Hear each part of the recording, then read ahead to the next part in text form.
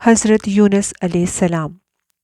حضرت یونس علیہ السلام ایک عظیم اور کریم نبی تھے۔ ان کا قصہ قرآن کریم میں ایک انوکھا قصہ ہے۔ آپ کے والد کا نام متّا تھا اور آپ ابراہیم علیہ السلام کی نسل سے تھے۔ آپ کا ایک نام ذوالنون بھی ہے، یعنی مچھلی والے۔ النون کا مطلب ہے مچھلی۔ اسی طرح آپ کو صاحب الحوت بھی کہا جاتا ہے۔ اللہ تعالیٰ نے آپ کو ان سب ناموں سے پکارا ہے۔ آپ کو اللہ نے ایک عظیم بستی کی طرف مابعوث کیا۔ اس بستی کا نام نینوا تھا۔ یہ عراق کے شمال میں واقع تھی، موصل کے قریب تھی۔ ان دونوں کے درمیان دریائے دجلہ واقع تھا۔ موصل دریائے دجلہ کے کنارے واقع تھا، جبکہ اس کے بالکل سامنے نینوا کی بستی تھی۔ امام ابن کثیر نے نینوا کے بارے میں اور ان آثار و باقیات کے بارے میں لکھا ہے جو ان کے زمانے میں موجود تھی۔ کہا کہ وہاں کچھ بت تھے جو اوندے منہ گرے پڑے تھے۔ اللہ تعالیٰ نے یونس علیہ السلام کو نینوا کی طرف رسول بنا کر بھیجا۔ سورۃ الصافات آیت 139 میں ہے، اور بے شک یونس علیہ السلام رسولوں میں سے تھے۔ آگے اللہ آیت 147 میں فرماتے ہیں، اور ہم نے اسے 1,00,000 بلکہ اور زیادہ آدمیوں کی طرف بھیجا، یعنی ان کی تعداد 1,00,000 سے زیادہ تھی، اور یہ سب لوگ کفر پر تھے۔ یونس علیہ السلام انہیں سال ہا سال دعوت دیتے رہے، لیکن وہ اپنے کفر پر ہی ڈٹے رہے۔ پھر انہوں نے یونس علیہ السلام پر ظلم و جبر شروع کر دیا، انہیں دھمکیاں دی، مصائب و آلام سے دوچار کیا۔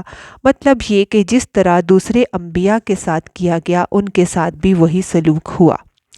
آخر آپ نے اپنی قوم کو اللہ کے عذاب سے آگاہ کرتے ہوئے اعلان فرما دیا کہ فلاں دن تم پر عذاب آ جائے گا۔ پھر خود غصے کی حالت میں اس بستی سے نکل گئے، اسے چھوڑ دیا، جبکہ اللہ نے انہیں متعین دن کی مہلت دینے کی اجازت تو دی تھی، لیکن اس بستی سے نکل جانے کا حکم نہیں دیا تھا۔ جب آپ نے انہیں یہ مہلت سنائی تو خود غصے کی حالت میں بستی سے نکل گئے۔ سورۃ انبیاء آیت 87 میں اللہ تعالیٰ فرماتے ہیں، مچھلی والے کو یاد کرو جب وہ غصے سے چل دیا اور خیال کیا کہ ہم اسے نہ پکڑ سکیں گے۔ اس آیت کی تفسیر میں امام رازی لکھتے ہیں کہ جس نے یہ گمان کیا کہ اللہ تعالیٰ اسے پکڑنے کی قدرت نہیں رکھتا، وہ آدمی کافر ہے۔ لہٰذا یہاں قدر بمعنی قدرت نہیں۔ سیدنا امیر معاویہ سے روایت ہے، انہوں نے ابن عباس رضی اللہ تعالیٰ عنہ سے کہا، آج رات قرآن کریم کی چند آیات کے معنی میں الجھ کر رہ گیا ہوں۔ مجھے کوئی راستہ نہیں سلجھائی دے رہا کہ اس الجھن سے کس طرح نکلوں۔ مجھے بس آپ نظر آتے ہیں جو ان آیات کا مطلب بتا سکتے ہیں۔ ابن عباس رضی اللہ تعالیٰ عنہ نے پوچھا، وہ کون سی آیات ہیں؟ تو امیر معاویہ رضی اللہ تعالیٰ عنہ نے فرمایا کہ یونس علیہ السلام کا یہ خیال کرنا کہ اللہ ان پر قدرت نہیں رکھتے۔ یہ سن کر ابن عباس نے فرمایا، اس سے مراد یہ نہیں۔ یہ لفظ قدر یہاں تنگی کے معنی میں آیا ہے، قدرت اور طاقت رکھنے کے معنی میں نہیں۔ اللہ تعالیٰ نے قدر بمعنی تنگی اور قدر بمعنی قدرت دونوں کا استعمال کیا ہے۔ تنگی کے معنی کی مثال سورۃ الطلاق آیت نمبر 7 میں ہے، اور جس پر اس کے رزق کی تنگی کی گئی ہو، اسے چاہیے کہ جو کچھ اللہ تعالیٰ نے اسے دے رکھا ہے اس میں سے اپنی حیثیت کے مطابق دے۔ تو اس آیت میں بھی یہی مراد مانا ہے کہ انہوں نے یونس علیہ السلام نے گمان کر لیا کہ ہم ان پر تنگی نہیں کریں گے، یعنی ان کا خیال یہ تھا کہ اگرچہ وہ اللہ تعالیٰ کی اجازت کے بغیر نکل کھڑے ہوئے ہیں، پھر بھی اللہ ان پر تنگی نہیں کریں گے، کیونکہ وہ اللہ کے ایک معزز نبی اور رسول ہیں، اور ان کی قوم کے لوگ اللہ کے عذاب اور گرفت کے مستحق ہیں۔ اس لیے انہی پر عذاب نازل ہونے والا ہے۔ اس عذاب کی خبر انہیں پہلے ہی سنا دی گئی ہے اور مہلت دے دی گئی ہے، مگر خود اگرچہ وہ اللہ کی اجازت کے بغیر نکل آئے ہیں، پھر بھی انہیں سرزنش نہیں کی جائے گی۔ اللہ تعالیٰ ان پر کوئی تنگی نہ فرمائیں گے۔ سورۃ انبیاء آیت 87 میں فرماتے ہیں اللہ، اس نے خیال کیا کہ ہم اسے پکڑ نہیں سکیں گے، مطلب یہ کہ ہم اسے کوئی سزا نہیں دیں گے، اور وہ سمندر کی طرف چل دیے۔ انہی دنوں عذاب الہی کی کچھ علامات نینوا بستی پر ظاہر ہونا شروع ہو گئی۔ ایک بہت بڑا سیاہ بادل ان کی طرف بڑھنے لگا۔ اس بادل میں آگ کے شعلے دکھائی دینے لگے۔ ان لوگوں نے یہ بادل ان متعین دنوں سے پہلے ہی دیکھ لیا۔ اس کو دیکھتے ہی وہ سمجھ گئے جس طرح یونس علیہ السلام نے انہیں آگاہ کیا تھا، یہ عذاب ان پر نازل ہو کر رہے گا، اور جو عذاب لوط علیہ السلام کی بستی پر آیا تھا ان کی قوم پر، وہ اس کے بارے میں بھی اچھی طرح جانتے تھے۔ وہ بستی ان کی بستی کے قریب ہی تھی، اس لیے وہ ڈر گئے۔ ان کے سردار جمع ہو گئے اور کہنے لگے، جیسے تم سے پہلے لوگوں پر عذاب اترا کرتے تھے، تم پر بھی یہ عذاب نازل ہو کر رہے گا، جلدی کرو، سب جمع ہو جاؤ۔ چنانچہ انہوں نے اس بات پر اتفاق کر لیا کہ حضرت یونس علیہ السلام نے سچ فرمایا تھا۔ اللہ کی قسم، یہ بالکل وہی عذاب ہے، تم اللہ کے عذاب سے نجات نہیں پا سکو گے۔ اس سے بچنے کی ایک ہی صورت ہے کہ تم ایمان لے آؤ اور تم توبہ کر لو۔ اس طرح وہ سب کے سب ایمان لے آئے، لیکن یونس علیہ السلام وہاں موجود نہیں تھے۔ ان کی عدم موجودگی میں یہ قریباً 1,20,000 کے قریب لوگ ایمان لے آئے۔ انہوں نے پیوند لگے کپڑے پہنے اور اللہ کے حضور عاجزی، انکساری اور آہوازاری کرنا شروع کر دی۔ وہ رونے لگے، اللہ سے بخشش مانگنے لگے، پھر اسی حالت زار میں باہر کھلے میدان کی طرف نکل آئے۔ ان کے سرداروں نے سب کو الگ الگ کر دیا، یہاں تک کہ ماں اور بیٹے کو بھی جدا کر دیا۔ سب اپنی اپنی جگہ پر آہوازاری کرنے لگے، جانور تک رو رہے تھے، اس لیے کہ تاکہ اللہ ان پر رحم نازل کرے۔ یہ عذاب 3 دن تک ان کے سروں پر منڈلاتا رہا۔ یہ بھی مسلسل آہوازاری کرتے رہے، اللہ سے معافیاں مانگتے رہے، توبہ کرتے رہے۔ آخر کار اللہ تعالیٰ نے ان پر رحم و کرم فرما دیا اور عذاب کو ان سے پھیر دیا۔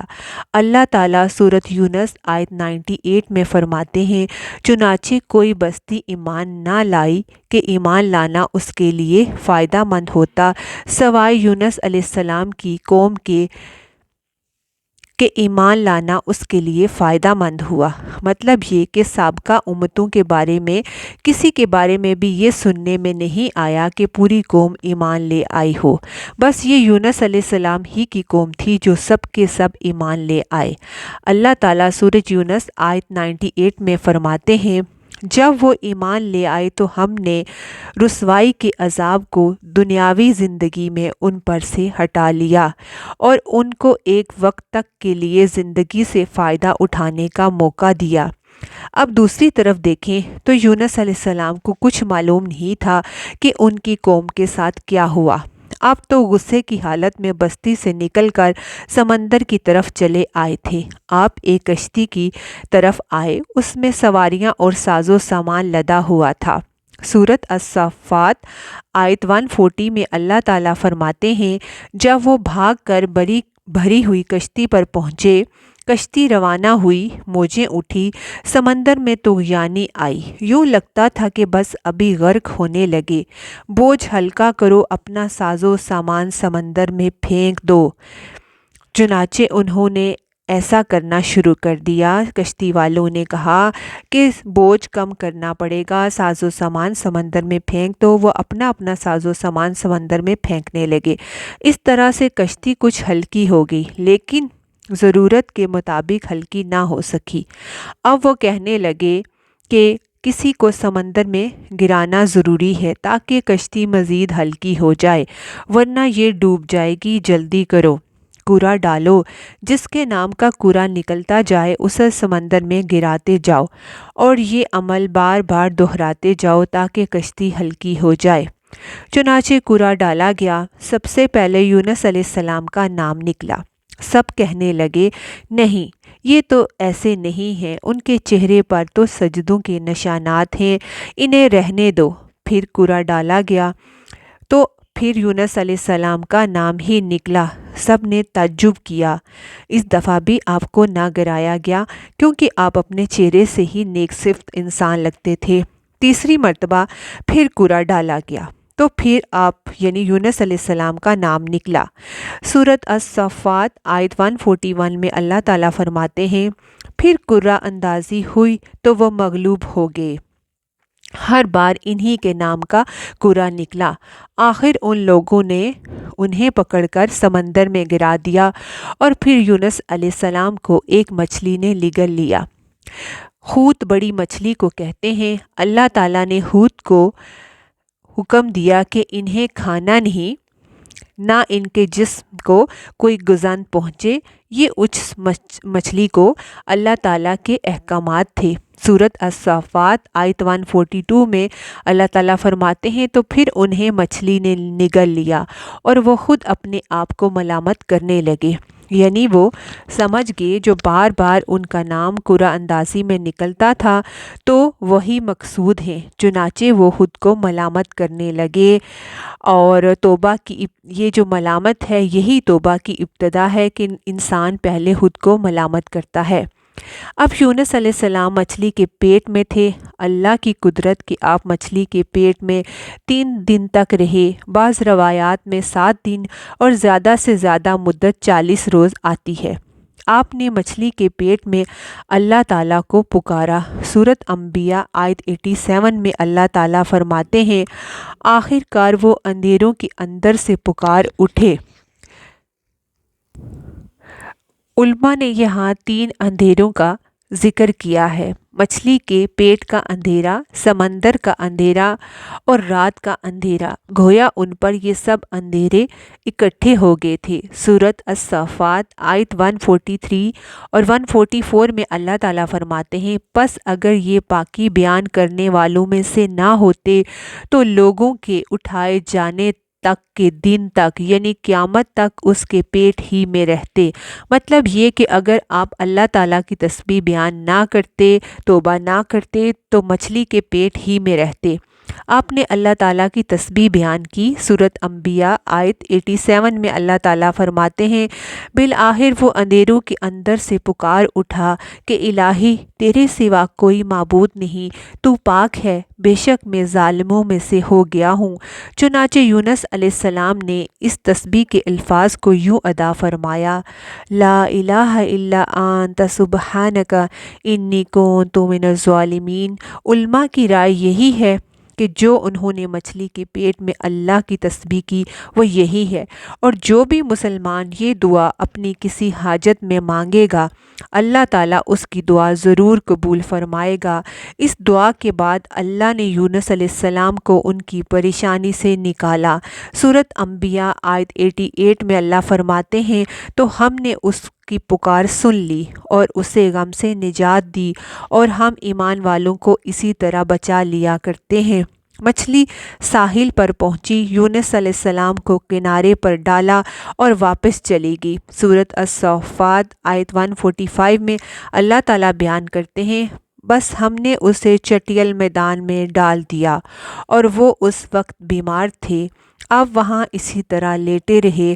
پھر اللہ کی قدرت سے آپ کے قریب ایک بیلدار درخت اگا جیسا کہ سورۃ الصافات آیت 146 میں ہے، اور اس پر سایہ کرنے والا بیلدار درخت ہم نے اگا دیا۔ اس کدو کی بیل کے درخت کے متعلق مورخین کا کہنا ہے کہ اللہ تعالیٰ نے اس درخت کا اس بیل کا انتخاب اس لیے کیا تھا کہ اس درخت کے پتے چوڑے ہوتے ہیں، اس کے سائے سے انہیں ڈھانپ دیا گیا تاکہ ہوا سے انہیں اذیت نہ پہنچے، اور یہ کہ اس درخت سے خوشبو بھی آتی تھی اور حشرات اس سے دور بھی رہتے ہیں۔ اس طرح مفسرین کہتے ہیں کہ اللہ تعالیٰ نے آپ کے پاس ایک پہاڑی بکری بھیج دی، آپ اس کا دودھ پیتے، یہ آپ کا کھانا پینا تھا۔ رفتہ رفتہ آپ کی حالت بہتر ہوگی، توانا اور درست ہوگے، اور یہ سب اللہ کی مہربانی سے ہوا۔ پھر اللہ تعالیٰ نے انہیں واپس آپ کو اپنی قوم کی طرف بھیجا۔ سورۃ صافات آیت 148 میں ہے اور ہم نے اسے 1,00,000 بلکہ اور زیادہ آدمیوں کی طرف بھیجا، پس وہ ایمان لے آئے اور ہم نے انہیں ایک زمانے تک عیش و عشرت دی، وہ سب کے سب آپ پر ایمان لے آئے تھے۔ اس قصے کے ذریعے اللہ تعالیٰ نے نبی صلی اللہ علیہ وآلہ وسلم کو اشارہ فرمایا ہے کہ دعوت دیتے ہوئے اکتانا نہیں۔ سورۃ قلم آیت آیت 48 میں اللہ تعالیٰ فرماتے ہیں اور مچھلی والے کی طرح نہ ہو جائیے، ان لوگوں کو دعوت حق دیتے رہیے۔ سورۃ القصص آیت 56 میں اللہ تعالیٰ فرماتے ہیں آپ جسے چاہیں ہدایت نہیں دے سکتے، بلکہ اللہ تعالیٰ ہی جسے چاہتا ہے ہدایت دیتا ہے۔ اس قصے میں بڑا سبق ہے کہ کسی بھی حالت میں اللہ کی رحمت سے مایوس نہیں ہونا چاہیے اور نہ ہدایت کے معاملے میں اپنی ذات پر بھروسہ کرنا چاہیے۔ سورۃ قلم آیت 50 میں اللہ تعالیٰ فرماتے ہیں اسے اس کے رب نے پھر نوازا اور اسے نیک لوگوں میں کر دیا۔ حضرت یونس علیہ السلام کی قوم وہ منفرد قوم ہے جس پر عذاب الہی ٹل گیا، کیونکہ انہوں نے سچے دل سے توبہ کی اور ایمان لے آئے تھے۔ ان کی قوم یونس علیہ السلام کو تلاش کرتی ہوئی ساحل تک آ گئی اور آپ کے ہاتھ پر بیعت کی۔ آپ واپس اپنی قوم کے ساتھ نینوا چلے گئے اور باقی زندگی وہیں دین کی تبلیغ کی، وہیں آپ کی وفات ہوئی۔